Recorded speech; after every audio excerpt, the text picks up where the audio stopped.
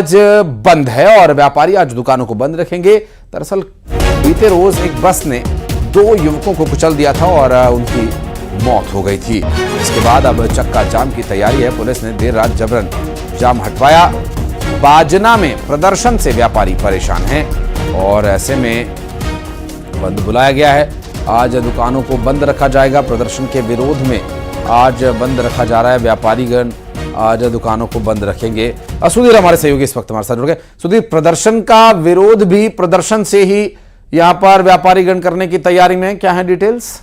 देखिए, शांतिपूर्ण आज लोग प्रतिष्ठानों को बंद रखेंगे और एसपी को ज्ञापन देंगे। दरअसल होता यह है कि आमतौर पर बाजना का आदिवासी इलाका है और जब भी किसी शख्स की मौत होती है तो जो परिजन है, जो ग्रामीण है, जिस शख्स के माध्यम से मौत होती है उसके घर पे शव रख के पहुंच जाते हैं। 2 दिन पहले भी देखने को मिला, एक बस की टक्कर से 2 युवकों की मौत हो गई। शव रखकर बस के ऑफिस पहुंच गए और वह रात तक जो है वहां पे हंगामा चलता रहा। बंद कर दिया, चक्का जाम कर दिया। तो देर रात जो है पुलिस ने बलपूर्वक हटाया और दोनों शवों का अंतिम संस्कार कराया। तो इस बवाल से बचने के लिए इसका विरोध अब जो प्रदर्शन का जो ग्रामीण है, जो व्यापारी है, वो कर रहे हैं, क्योंकि व्यापार प्रभावित होता है और आए दिन ऐसे ही मामले बाजना और रावटी इलाके में देखने को मिलते हैं। तो अब प्रदर्शनकारियों के विरोध में व्यापारी संगठन आगे आए हैं। जी, लोहा लोहे को काटेगा, जहर जहर को मारेगा। प्रदर्शन का विरोध प्रदर्शन से। बहुत शुक्रिया आपका इस पूरे मामले पर जानकारी देने के लिए।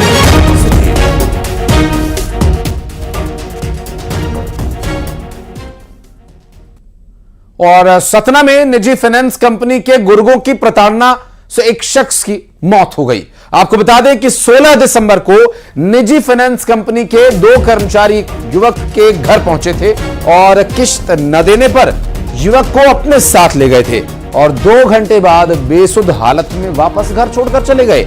इसके बाद परिजनों ने जिला अस्पताल में उन्हें भर्ती कराया और इलाज के दौरान मौत हो गई। परिजनों का अब यह कहना है कि फाइनेंस कंपनी के लोगों ने उन्हें कुछ खिला पिला दिया था, जिसकी वजह से उनकी ये हालत हुई और उनकी मौत हो गई।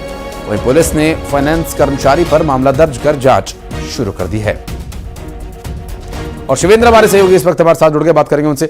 शिवेंद्र, ये जो पूरा घटनाक्रम सामने आया, अब शक की सुई तो कंपनी के कर्मचारियों पर जा रही है। जो लोग लेकर गए थे या जो लोग छोड़कर गए थे, उनके साथ कोई बातचीत हुई? क्या उनकी गिरफ्तारी हुई? क्या कुछ खुलासा हुआ इस खबर में? देखिए, अभी तक पुलिस ने किसी को गिरफ्तार नहीं किया है। जो युवक फाइनेंस कंपनी के जो कर्मचारी थे, जिन्होंने युवक रंजीत नामक युवक को घर से ले गए थे, उन पर अपहरण का मामला दर्ज कर लिया है। और जो पीएम रिपोर्ट में प्रथम दृष्टया सामने आया, किसी जहरीला पदार्थ खाने से युवक की मौत हुई है। तो ऐसे में अब पुलिस इस पूरे मामले की जांच कर रही है कि जो परिजनों ने आरोप लगाया है कि किसी कर्मचारियों ने उसको जहर दिया है, ताकि युवक प्रताड़ना से तंग आकर खुद जहर खाकर आत्महत्या किया है। इस पूरे मामले में पुलिस जांच कर रही है। आरोपियों पर अभी तक अपहरण का मामला दर्ज कर लिया गया है। जी, बहुत शुक्रिया आपका शिवेंद्र इस पूरे मामले पर जानकारी देने।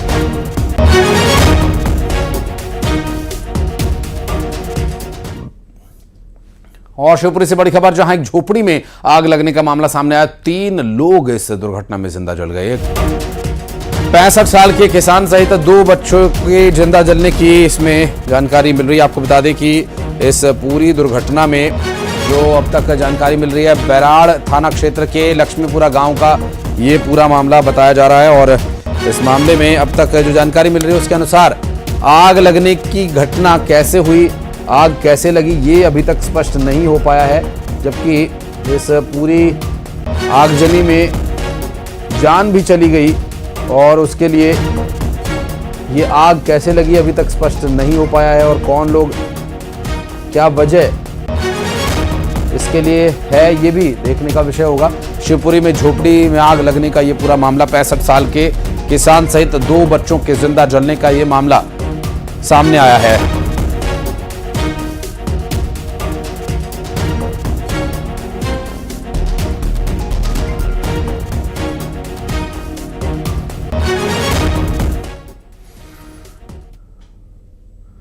और बढ़ते आगे, इंदौर से एक बड़ी खबर आपको बता दें। देश का पहला जीरो बेस्ट एयरपोर्ट बनेगा। केंद्रीय उड्डयन मंत्री राम मोहन नायडू इसका उद्घाटन करेंगे। अब से कुछ ही देर में एयरपोर्ट पहुंचेंगे केंद्रीय मंत्री, एटीसी टावर और फायर सेफ्टी ब्लॉक का उद्घाटन भी करेंगे और करीब 55 करोड़ की लागत से यह तैयार हुआ है। एयरपोर्ट को स्वच्छता में भी नंबर 1 रखा जाएगा। दरअसल देश का पहला जीरो वेस्ट माफ कीजिएगा एयरपोर्ट ये बनेगा। जीरो वेस्ट यानी कोई वेस्ट नहीं निकलेगा इस एयरपोर्ट से। रिसाइकलिंग के प्रोसेस को यहां पर यूज किया जाएगा। वेस्ट या कचरा यहां पर नहीं निकलेगा। केंद्रीय मंत्री राम मोहन नायडू इसका उद्घाटन करेंगे और इस पूरे उद्घाटन कार्यक्रम के बारे में डिटेल्स आप तक पहुंचाएंगे। करीब 55 करोड़ की लागत से इसे तैयार किया गया है। एटीसी टावर आप देख सकते हैं, ये एटीसी टावर बनकर तैयार हुआ है। लगभग 55 करोड़ की लागत यहां पर आई है। केंद्रीय मंत्री राम मोहन नायडू इसका उद्घाटन करेंगे। अब से कुछ ही देर में केंद्रीय मंत्री एयरपोर्ट पर पहुंचेंगे और एटीसी टावर और फायर सेफ्टी ब्लॉक का भी उद्घाटन किया जाना है मंत्री महोदय के हाथों। इंदौर में राम मोहन नायडू इस एयरपोर्ट का उद्घाटन करेंगे। इस वक्त की बड़ी खबर आपको बता दें, देश का पहला जीरो वेस्ट एयरपोर्ट ये होगा जहां पर कि कचरा या गंदगी नहीं निकलेगी, वेस्टेज नहीं होगा और कूड़ा प्रबंधन या अपशिष्ट प्रबंधन जो है यहां पर बहुत बेहतर तरीके से किया गया और उसके रिसाइकल रियूजेबल वाले प्रोसेस को यूज किया गया या क्या तरीका अपनाया गया ये भी आपको बताएंगे। हमारे साथ हमारे सहयोगी मिथिलेश इस वक्त जुड़ गए हैं। मिथिलेश, जीरो वेस्ट 2 तरीके से संभव है, या तो आप वहां पर इस्तेमाल होने वाली चीजों के बाद बची हुई चीजों को रीयूज करें या रिसाइकल करें। ये एयरपोर्ट में क्या क्या विशेषताएं हैं और क्या तैयारियां हैं आगे इसके उद्घाटन की? देखिए, सबसे पहले मैं आपको एक तस्वीर दिखाने जा रहा हूं क्योंकि मैं नए एटीसी टावर में मौजूद हूं। ये पूरी तरीके से नया एटीसी टावर जो है वो हाईटेक है, 7 मंजिला है। इस वक्त हम यहां पे मौजूद हैं, बस लगभग 4 से 5 मिनट में यहां पर केंद्रीय मंत्री यहां पर आने वाले हैं और केंद्रीय मंत्री पहुंचकर नए एटीसी टावर का लोकार्पण करेंगे। ये तस्वीर हम आपको दिखा रहे तैयारियों की। ये पूरी तरीके से हाईटेक है, सर्व सीधा युग है और ये 7 मंजिला जो है एटीसी टावर बनाया गया है। लगभग 55 करोड़ की राशि से बनकर तैयार हुआ। ये तस्वीर हम आपको दिखा रहे हैं और इस वक्त हम नए एटीसी टावर बिल्डिंग में मौजूद हैं और आज एयरपोर्ट को लेकर कई बड़ी सौगात मिलने वाली है। एक जीरो वेस्ट एयरपोर्ट होगा इंदौर, यानी स्वच्छता में तो नंबर 1 है, लेकिन अब जीरो वेस्ट भी इंदौर का एयरपोर्ट होगा, यानी यहां से कचरा बाहर नहीं जाएगा। जो भी कचरा होगा उस कचरे को यहीं पे रिसाइकिल किया जाएगा और रिसाइकिल करके उससे नई चीजें जो बनी जाएंगी उसका इस्तेमाल भी किया जाएगा। हालांकि RRR जो है इंदौर पहले से करता आ रहा है और हम RRR साइकिल पे काम करते हैं, यानी इंदौर जो है स्वच्छता के लिए रोल मॉडल पे काम करता है। और ये नए एटीसी टावर का जो भवन है, नया जो एटीसी टावर है वो हम आपको दिखा रहे हैं। इस वक्त हम यहीं पे मौजूद हैं और ये नया एटीसी टावर का उद्घाटन करने के लिए खुद केंद्रीय मंत्री जो है राम मोहन नायडू वो यहां पर पहुंचे हैं। थोड़ी देर में वो यहाँ पर आने वाले वीआईपी मूवमेंट्स होने वाला है और इस वक्त हम ऊपर से एटीसी टावर से वो तस्वीर भी दिखा रहे थे जो अब हाईटेक है और आने वाले 10 से 15 साल को ध्यान में रखकर इस नए एटीसी टावर को बनाया गया है। तो आज इंदौर के एयरपोर्ट के लिए बड़ा दिन है, बड़ी सौगात होने जा रही है। नया फायर स्टेशन बनाया गया है और जीरो वेस्ट एयरपोर्ट होगा इंदौर का, यानी देश का पहला एयरपोर्ट जो पूरी तरीके से जीरो वेस्ट होने जा रहा है। और नया एटीसी टावर जो आने वाले समय में इंदौर को एयरपोर्ट को और भी आधुनिक बना एयर ट्रैफिक कंट्रोल सिस्टम के लिए ये जो नया एटीसी टावर है वो सर्व सीधा युक्त है, हाईटेक है। जिस तरीके से विदेशों में नए एटीसी टावर बने हुए हैं, जिस तरीके से वहां के एटीसी टावर काम करते हैं, उस तरीके से ये इंदौर का नया एयर ट्रैफिक कंट्रोल सिस्टम बिल्कुल। और बहुत शुक्रिया आपका मिथिलेश इस पूरे मामले पर जानकारी देने के लिए। आप नजर बनाए रखिएगा, फिर आपके पास लौटेंगे। बहुत शुक्रिया। फिलहाल और बढ़ते आगे, दमोह से बर्थडे पार्टी में डांसर को गोली लगने का एक मामला सामने आया, जहां अस्पताल में उस घायल डांसर को भर्ती कराया गया और गोली चलाने वाले की तलाश में फिलहाल पुलिस जुटी हुई है। और हटा थाने के रोसरा गांव का यह पूरा मामला है और गोली लगने की वजह से डांसर घायल हुई थी और यहां इस पूरे मामले पर हटा पुलिस कार्रवाई कर रही है, जबकि हटा थाने के रोसरा गांव का ये पूरा मामला बताया जा रहा है। बर्थडे पार्टी चल रही थी, डांसर को बुलाया गया था और फायरिंग चल रही थी, तो फुल मस्ती, फुल कानून को तोड़ मरोड़ कर एंजॉयमेंट चल रहा था। लेकिन ये भारी पड़ गया इस डांसर को। और नर्मदापुरम के डबल फाटक इलाके में गोली चली और गोली लगने से एक शख्स घायल हो गया। घायल को अस्पताल में इलाज के लिए भर्ती कराया गया, जहां उसका इलाज अभी भी चल रहा है। नर्मदापुरम के डबल फाटक इलाके में गोलीबारी की यह वारदात हुई है। गोली लगने की वजह से एक शख्स घायल हुआ है, जिसे अस्पताल में ट्रीटमेंट के लिए ले जाया गया है। दमदार 11 में यह खबर आपको बता रहे हैं, जहां गोली लगने की वजह से शख्स के घायल होने की बात कही जा रही है। और गोली कैसे लगी, किसने मारी, कौन है इसके पीछे, क्या कारण था उसका, ये जानकारी आगे आप तक पहुंचाएंगे।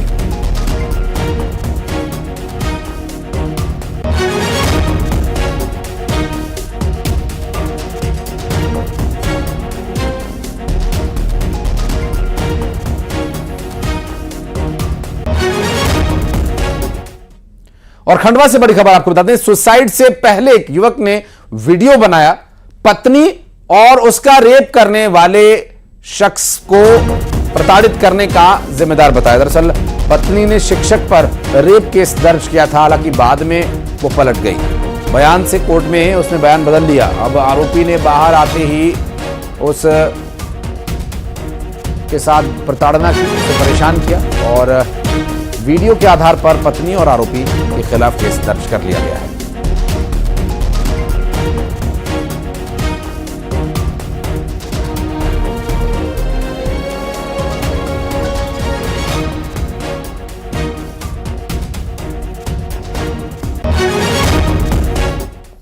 और भोपाल से बड़ी खबर, जहां लोकायुक्त छापेमारी में बड़ा खुलासा हुआ। चेतन गौर को कस्टडी में लेकर पूछताछ की गई। जंगल में सोने और कैश वाली जो गाड़ी थी वो सौरभ ही की थी, भले ही वो चेतन के नाम पर ली गई हो।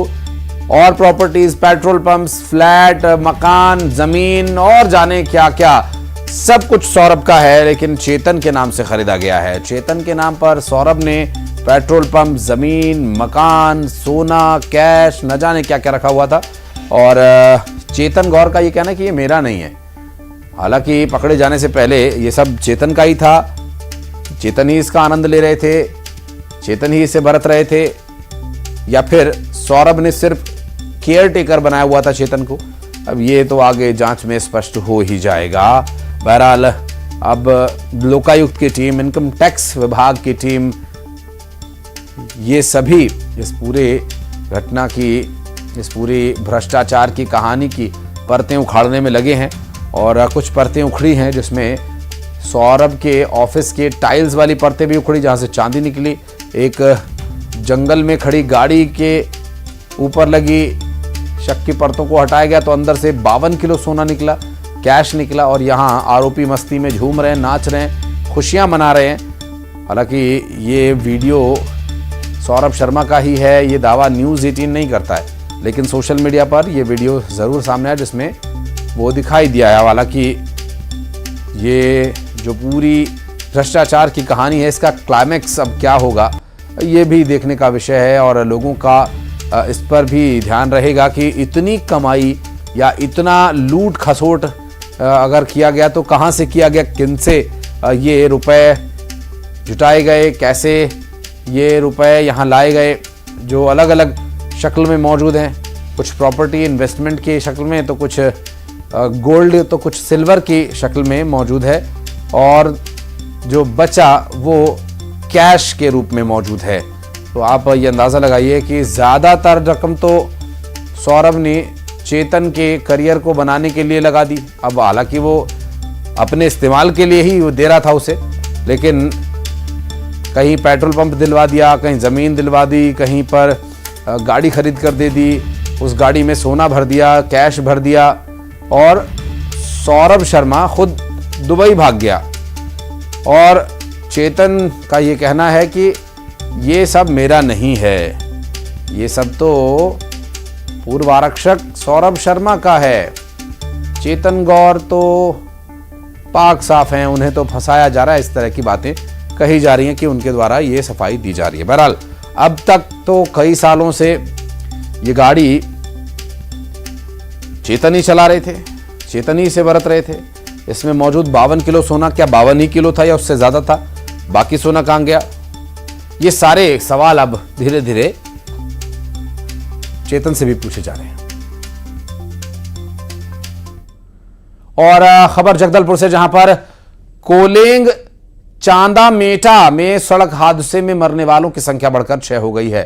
गंभीर रूप से घायल 5 लोगों को बेहतर इलाज के लिए रायपुर रेफर किया गया। 38 घायल ग्रामीणों का मेडिकल कॉलेज अस्पताल में इलाज चल रहा है और सभी मृतक चांदा मेटा के रहने वाले बताए जा रहे हैं।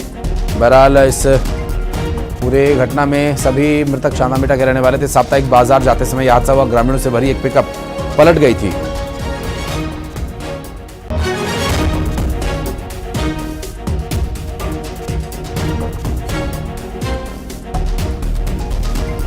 दरबा थाना इलाके में यह हादसा हुआ है।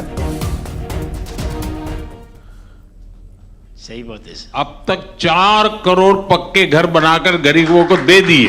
Yes sir correct sir. और 4 करोड़ पक्के घर मतलब कम से कम 15-16 करोड़ लोग उसमें रहेंगे। कितना बड़ा काम हो रहा है। लेकिन फिर भी अभी बहुत करना है। अभी मैं हर घर में नल से जल देने का काम कर रहा हूं। Yes sir. तो रेल, रोड, एयरपोर्ट ये तो जरूरी है, लेकिन मेरे लिए सबसे ज्यादा जरूरी है मेरे गरीब का उसकी डिग्निटी, उसकी गरिमा। Yes sir. जो सामान्य जरूरतें होती हैं वो सब उसको मिलनी चाहिए। उसके लिए उसको सही है। किसी के पास हाथ नहीं फैलाना चाहिए। सही है सर। तो 10 साल में हम उसी पर काम कर रहे हैं। मैं ये कंपनी में आके 9 साल हो गया सर। 9 साल।